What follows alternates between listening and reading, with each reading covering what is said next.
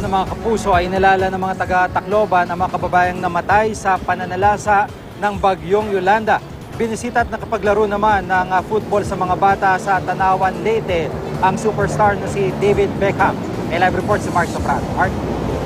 Jiggy, sa ikalawang araw ni David Beckham dito sa Leyte, siniguro ng dating football superstar na makasalamuhan niya ang mga residenteng nasa lanta sa Tanawan, Leyte. Sa Regional Health Office, binisita ni Beckham ang mga sanggol na nagpapacheck up. Mismo si Beckham pang nagbigay ng bakuna sa dalawang bata. Kinumusta rin ni Beckham ang mga nurse na nagtatrabaho sa health office.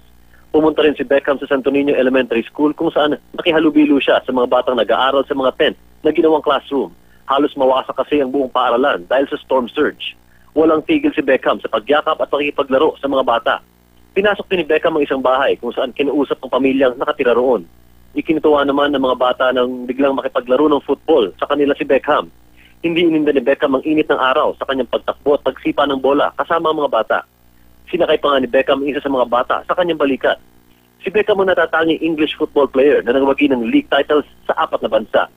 Samantala bilang pag-aalala naman sa mga nasawi sa pananalasa ng bagyong Yolanda, nilagyan ng 10,000 puti at pulang lobo ang 8 kilometrong kalye sa Tacloban City ngayong araw ng mga puso.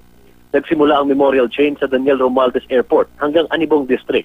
Ayon kay Jeff Manibay na namatayan din ng mga magulang sa kasagsagan ng bagyo, may espesyal na kahulugan ang bilang at kulay ng mga lobo. Ang pula at puti daw ay simbolo ng pakikisa at pagmamahal ngayong araw ng mga puso. Panawagan ng mga residente, huwag sanang maputol ang assistance ng mga foreign aid group para lalong mapabilis ang pagbaho ng riyon. Yan muna ang latest, Jiggy, mula dito sa Tacloban, Leyte. Salamat, Mark Zambrano.